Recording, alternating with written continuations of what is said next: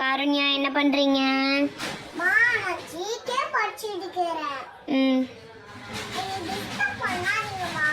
சரிங்க, படிங்க படிங்க.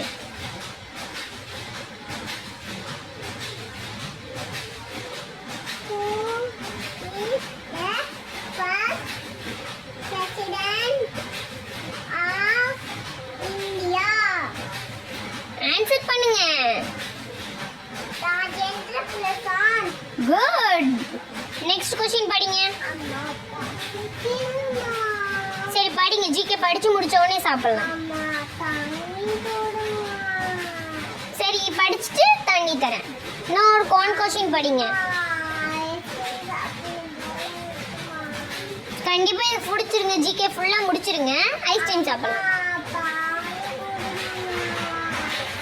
என்ன ஐடியா பண்றீங்க? படிக்க கூடாதுன்னு